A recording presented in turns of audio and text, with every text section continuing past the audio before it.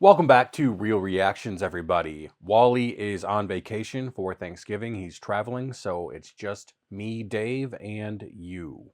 Let's get into it. Solomon, when God said, "What do you want?" He said, "I want wisdom." He says, "I'm going to give you all the wisdom." And Solomon was the one that built the temple. Was he given maybe not the technology, but the wisdom to create these mega structures, putting these giant blocks into place? Because I mean, the Temple Mount, they have these huge stones. Yeah, that's interesting. I think there's two ways to look at this. The secret societies that we see now, the Masons, the Illuminati, they are charged with carrying this sacred knowledge. Solomon himself strayed into the mystery school space. He was trying to acquire all of this knowledge. And at that point in time, the ideas of the mystery schools of Babylon were actually real things. An interesting concept here. Did he get some of that knowledge when he asked for wisdom? Yeah. Or did he acquire some of that knowledge through the mystery schools of Babylon? Because this is supposed to be, according to them, take it what it is, but they're supposed to hold secrets, pre-flood secrets that were passed down because they ascribe their, quote, theology or their mantra stuff to what essentially lines up as either a Nephilim or a watcher angel. These are these people that had these ideas of construction. Solomon, when God said, "What do you want?" He said, They make a good point, although they don't offer any real proof. But Solomon was a very big character in the Bible, and he may have had some special knowledge passed down to him by either God or the Nephilim. So Thomas Campbell has been working on experiments to show that we live in a simulation. If you don't know who Thomas Campbell is, you should. You know how the CIA has declassified documents about remote viewing and astral projection? Well, the reason why the CIA was looking into that is because of this man, Robert Monroe. Robert Monroe had incredible natural abilities to leave his body, to see things he shouldn't have seen. Long story short, Bob Monroe wanted to make sure that number one, he wasn't crazy, and number two, that his experiences were replicable by a scientific process.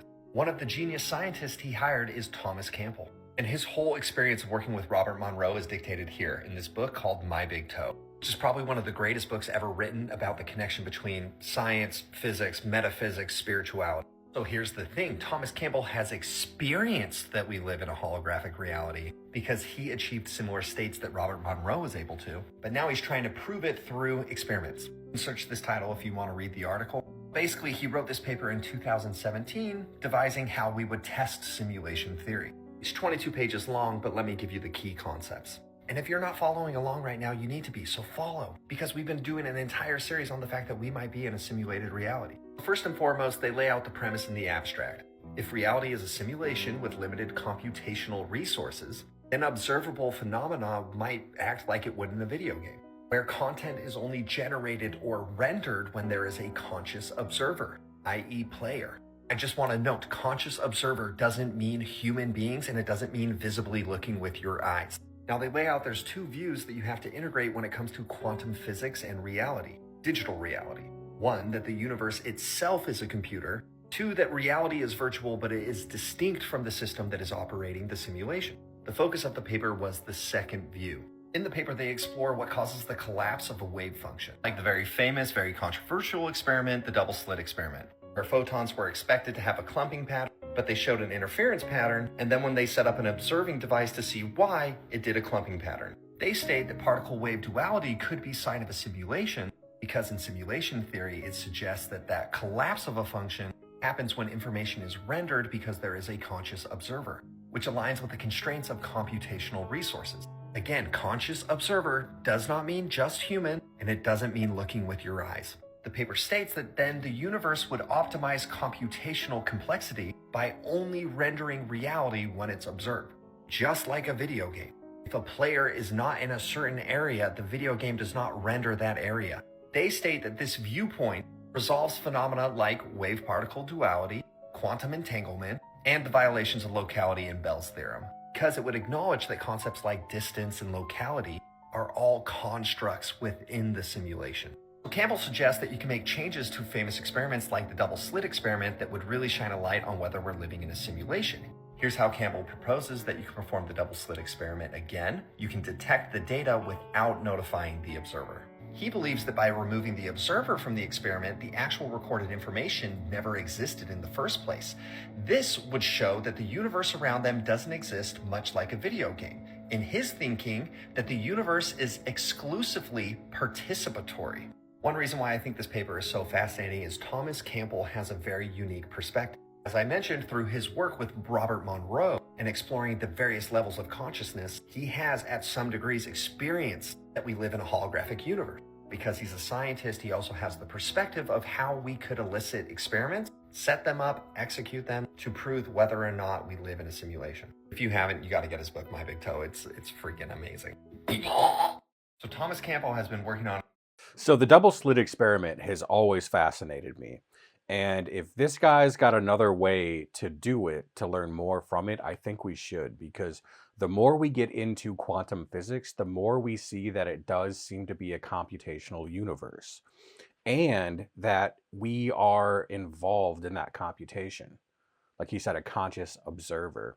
You know, one thing I really want to know, because I'm just kind of personally curious about this, what if instead of a human being or an animal or an insect, we put in place a plant? Would we still get the same result? Would a plant be conscious enough to affect the experiment?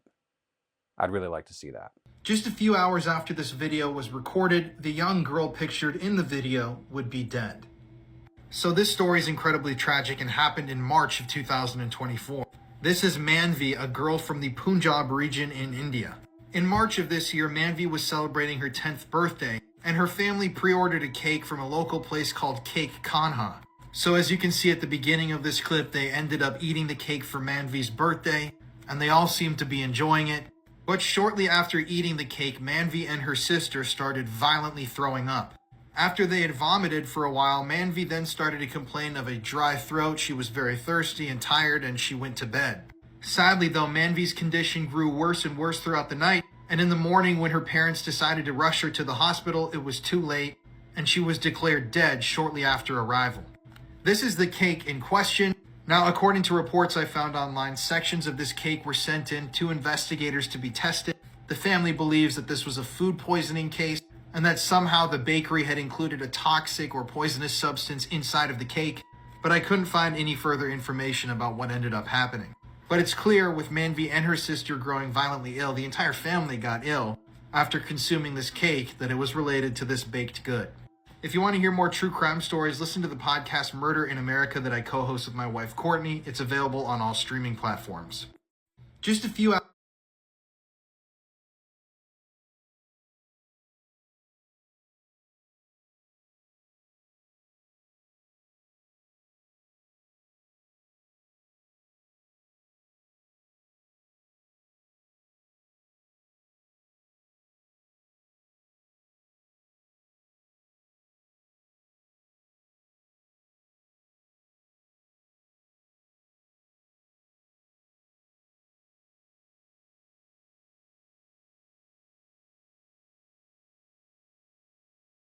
I probably would not buy it. And that's not a dig on Indians, but it is a dig on the lax regulation of their food product manufacturing. Are the Nephilim giants real, and do they still walk this earth? My answer is yes, and the way they entered this world might shock you. We learned this in Genesis, that there were fallen angels that came down, took physical form, and mated with human women, creating the Nephilim. So in Genesis chapter 6, verse 2, it says, the sons of God. Now the sons of God, in my opinion, were demons. These were fallen angels, and I'll show you at the end. But they saw that the daughters of humans were beautiful, and they married any of them that they chose. The Lord said, my spirit will not contend with humans forever, for they are mortal, and their days will be numbered 120 years. Now the Nephilim were on the earth in those days, and also afterward, when the sons of God went to the daughters of humans and had children by them. And then verse 5 continues to explain how wicked and evil the whole earth got. I mean, I can't even imagine what these things actually looked like. And then he says that he was going to wipe away the whole human race from the earth, and that's when the flood came. And the reason I think that sons of God were fallen angels is because of the way it was used in the Old Testament. Just take a look at Job chapter 1 verse 6. It says, now there was a day when the sons of God came to present themselves before the Lord, and Satan also came along with them. The other verses use this term in a very similar context, but the real question is, do the Nephilim still exist? And we'll cover that in the next video. Are the Nephilim giants real, and do they still walk this earth? You know, it does say in the Bible that the Nephilim existed in the days of Noah and after, right? Meaning that they would still exist today. And it also says in the Bible that the end times will be like the days of Noah, in which all of these things were going on, which really makes me wonder about all of this new alien news that we're getting and the government seemingly to take it seriously, and that they're in the oceans, so they're still here on Earth, just like these beings would be. And it does connect to the Book of Enoch. So I don't know what to say about that exactly. I would just kind of get your things in order, probably physically and spiritually. Into the record, page 55 from the committee's interview with FBI employees. Just have some administrative matters first. I wanted to introduce into the record, page 55 from the committee's interview with FBI employee Roya Demlow, who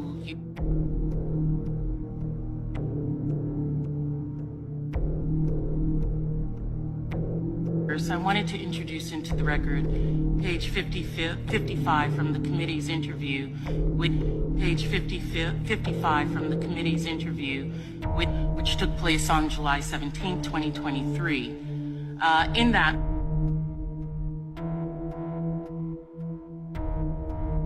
which took place on July 17, 2023. In that, we're to leave this interview and we're to suggest or imply that when you said the laptop was real, that it meant that the FBI had affirmatively determined in October 2020 that the laptop belonged to Hunter Biden. We're to leave this interview and we're to suggest or imply that when you said the laptop was real, that it meant that the FBI had affirmatively determined in October 2020 that the laptop belonged to Hunter Biden. Into the record, page 50. You've all probably seen this one before, or maybe not. It's a little bit of an older clip, but it's a very interesting one. Now, I don't know who this lady is behind her, and to be honest with you, I don't even know who the lady is speaking, but clearly some sort of government official. The lady behind her could have literally written the speech for her, but the fact that she's mouthing it word for word and mouths the mistake is a bit much for me. Also, she kind of looks a little odd. I'm not sure what's going on here, but I definitely don't like it. Buzz Aldrin went down there to Antarctica and he made a tweet which got screenshotted and saved by thousands of people, thankfully, before it got deleted the next day. He said that there's people down here that were meeting that were facing the ultimate evil, and they took him to meet somebody that he calls the Master. He said that we have a new enemy that can fly from pole to pole with extreme speed. Why would he make a statement like that? And there's an entire advanced civilization there, including some of the largest pyramids on Earth, right in Antarctica. Some type of exotic energy was draining his batteries on his cameras. He had to try 3 times to get this thing recorded properly. He said exotic energy. The #1 place in the world for technology research is right down there in Antarctica. I believe that as the ice is melting, they're finding remnants of an ancient civilization. We know that Antarctica was not a frozen tundra. These guys are pretty shaken up, you know. You know that from how hard it is for them to talk about what happened, that they went through something. It's pretty clear to see that something happened that affected them in a way that they'll probably never be the same again. Buzz Aldrin went down there to Antarctica and he made a tweet which got screenshotted and saved by thousands of people, thankfully, before it got... Now, if you read that in the beginning about Buzz Aldrin, he made a tweet saying something to the effect that we are facing pure evil. And then the tweet was deleted, and shortly after, Buzz Aldrin had a heart attack. I don't know what's going on in Antarctica, but it would seem that there's something going on there. It is a special continent. It's, as far as I know, aside from the moon, the one place that we all agree no country can put rights into, right? So no country owns it. There's a treaty where we can all do scientific research down there. And there's history of the Nazis doing something in Antarctica. And another thing that I'm kind of curious about is all of this information about the Nazis going after ancient artifacts. And now there's information about us the United States going after ancient artifacts, and the Vatican wanting ancient artifacts. It kind of just adds to the mystery, but it certainly does point to something is happening. This fountain is used by them for their and the wound. Does it look familiar? It's a mockery of Christ. Those statues are there for a reason. It's been used for rituals for several centuries. So you think when the gates close here at night, Yeah. they are coming out here to perform human sacrifices? Yeah. This exact spot. Yeah, they killed to worship the sun. What are they gaining from it? Power. But what they really are after is something that money can buy. It's use through the harvesting of that was harvested through fear and pain, torture. That gives a special quality to the most evil places on earth. They're not the ones that you think they are. Something is going on here. I've been told things. I've been approached by people. I've been in the satanic underground for more than 30 years now, and I know what's going on in the upper echelons of society. So the guy that's living here is murdering people. Yeah, And he's videotaping him torturing and murdering them. yeah, He's connected to a Luciferian sorcerer. yeah, He's living next to a sacrifice ground. yeah.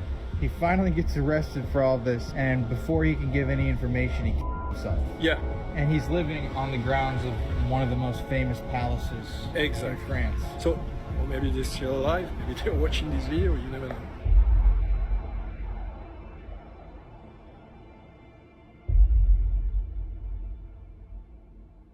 I definitely believe there are some sick things going on in the upper echelons. I'm not saying it's all of them, but I think some of them. And this whole thing where they get power from sacrifices and all of that, I don't really know how to feel about that. I think that's demonic, personally, but I have no proof of it. Another thing that keeps coming up is adrenochrome. So he's talking about draining the blood of the very scared victims and making sure they're as scared as they can get them before they drain the blood. And the reason for that is your body releases, I don't know if it's a hormone or what, but some sort of chemical that they call adrenochrome. And the conspiracy is that the elites use it for something. I don't know what that might be. A second layer to that conspiracy is that either the demons or the aliens want adrenochrome. And that's more or less the one I kind of subscribe to.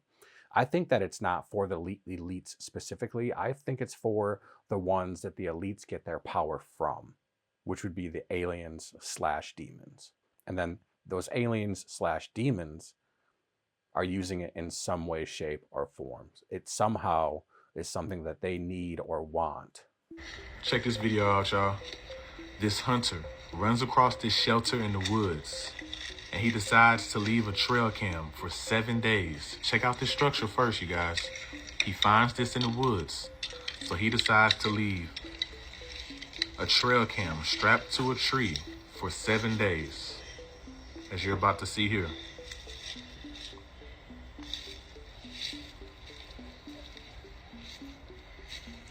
He leaves it strapped right to that tree right there. As you can see, the trail cam is pointing directly at the structure.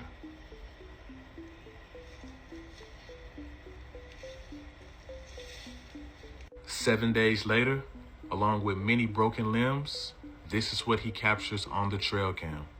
Check out that Sasquatch right there. He captures this on the trail cam after leaving it strapped to a tree, pointing right at the shelter for 7 days, you guys. This is without a doubt legit evidence that these creatures exist and they're out there. I'm gonna zoom in so you can get a good look at him. He's gonna face forward here in a few seconds. You're gonna see just how wide he is.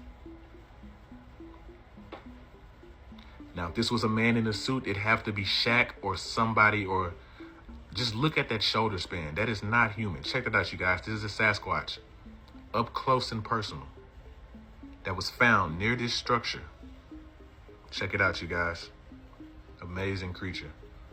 Look at the bulkiness of it. Hair coming down to the face. Can't really see his face, but you can kind of make it out. Check this video out, y'all. You know, I don't really believe in Bigfoot. It would be amazing if it was true. because just to think that there might be other creatures out there that we still haven't in 2024 captured on camera or know about at all on land that's a large mammal would be really cool. All of the video evidence you get is either debunked or incredibly blurry or grainy like this. So I'm going to need something a little more to convince me that Bigfoot is real.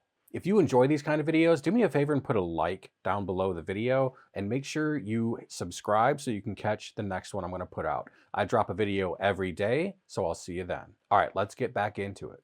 The little grays are not what people think they are. They are robotic creatures. When they travel by shifting their vibrations and frequencies.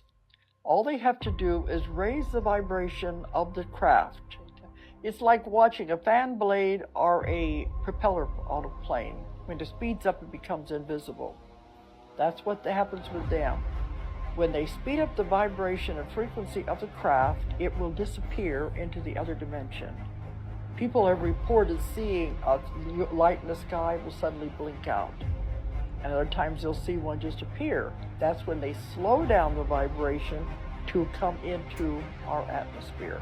So when they have to send the beings down to do the samplings and the testing on the humans and take them, they will always come in the small craft, and you will usually see the little gray beings. The little gray beings have been created to withstand the density of the Earth. The little grays are not what people... So this lady, I can't remember her name, but I know she's relatively famous for either being a psychic or a remote viewer, or maybe that's one and the same. I'm not sure. So she does have potentially some more knowledge than your average person. And what she's saying kind of makes sense. If you're coming from another dimension, you wouldn't really be equipped to come into the third dimension. So you would have to send something else. I think that's what she's saying. And also vibrations and frequency play a big role in our realm. So that kind of lines up for me too. Of course, there's no real proof, but I'm glad that I watched this video. So one thing like that.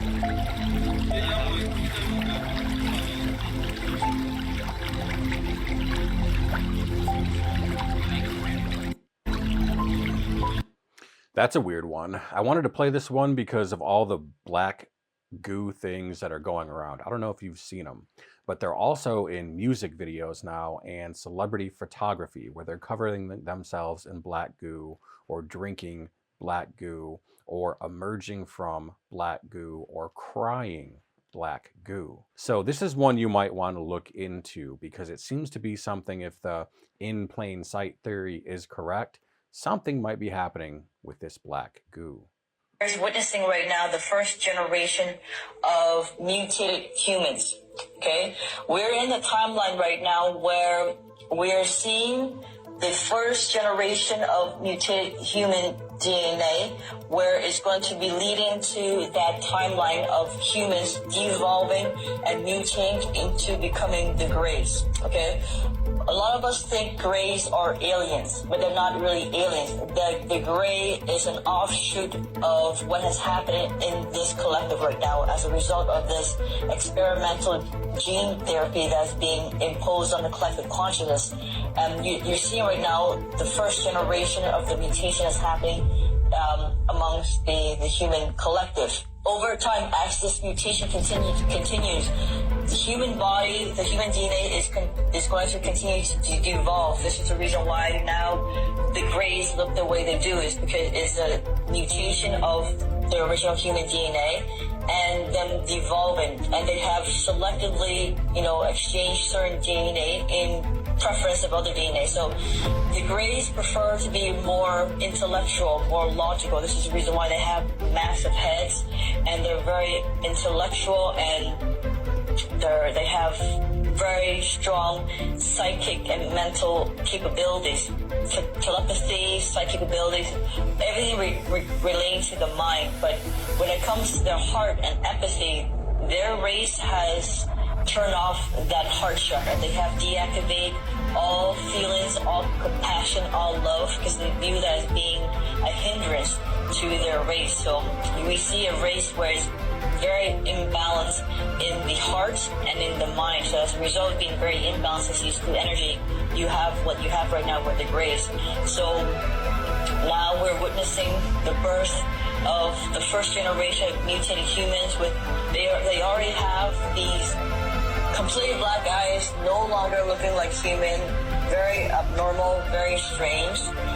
We don't know what's going to be happening to them in terms of their mental intelligence and their emotional intelligence, but now you see with your own eyes. There's witnessing right now the first. You know, I don't really buy into this one specifically. I don't think the Greys are mutated humans. And it kind of lines up what she's saying, if it's true that they are logical and they don't really have compassion or emotion, that they're more like mechanical beings, like the lady in the other video said. It'll be interesting to see if the government ever shows us pictures of the supposed aliens in the sea and what they look like.